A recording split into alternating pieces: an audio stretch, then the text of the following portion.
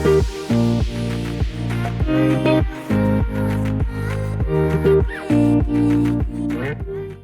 kasih Mbak Nana.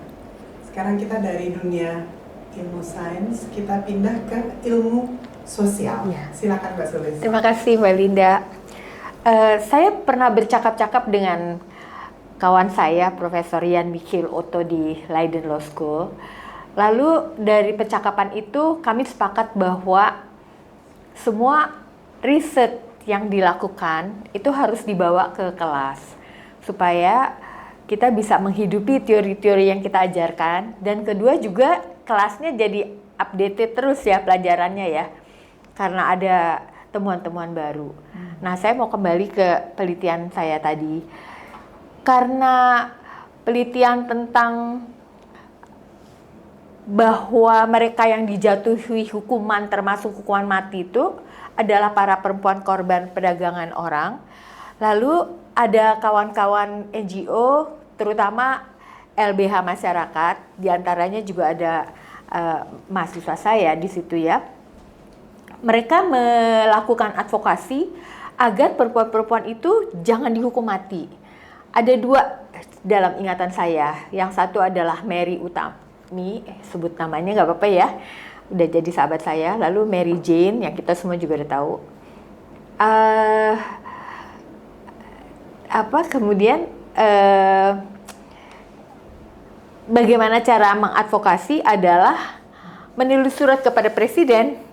Jadi buku saya itu dari hasil penelitian digunakan untuk membela mereka di persidangan, melakukan appeal, banding, dan kemudian saya juga diminta untuk menulis surat kepada presiden gitu untuk melepaskan mereka dari jeratan hukuman yang paling mengerikan.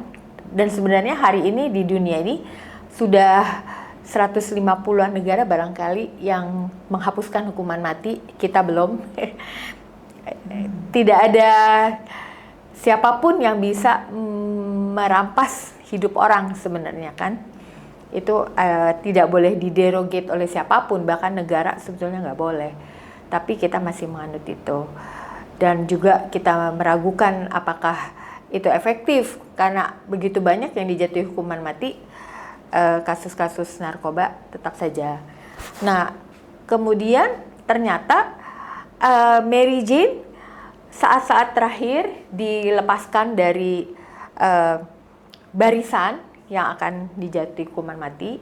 Demikian juga kawan saya Mary Utami.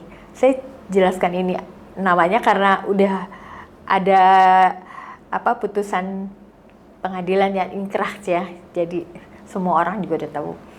Dan kemudian penelitian saya itu 2004, 2023 saya mengikuti suatu kelompok yang biasanya melakukan bakti sosial di lapas. Lalu saya bertemu lagi dengan Mary Jane. Sudah 20 tahun yang lalu, pertama saya ketemu dia di lapas Tangerang, dan kedua ketemu lagi di lapas Bulu di Semarang. Jadi dia cerita sama saya bahwa dia memang dilepaskan dari hukuman mati itu. Tetapi hukuman seumur hidup menurut saya juga bukan solusi ya bagi orang-orang yang sebenarnya mereka adalah korban. Gitu, karena mereka tidak memiliki kebebasannya untuk bertemu dengan anak-anaknya, melanjutkan hidup, jadi nggak bisa gitu.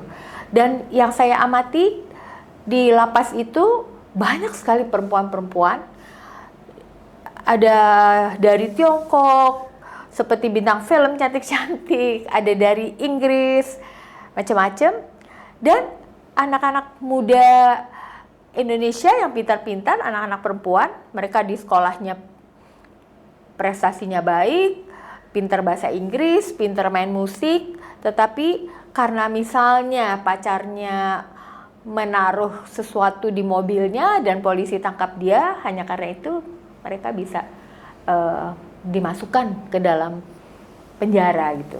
Jadi menurut saya itu adalah kisah-kisah kemanusiaan yang harus dipahami oleh orang-orang yang belajar hukum maupun belajar ilmu lain, karena tidak bisa melepaskan konteks ilmu kita apapun itu dengan soal-soal kemanusiaan, dan kita memang harus berupaya untuk ikut terlibat di dalam melakukan perubahan-perubahan ke arah yang lebih baik. Itu sih. Ya, terima kasih Mbak Sulis ya. untuk berbagi cerita kemanusiaan dan dalam konteks perspektif gender dan hukum. Ya.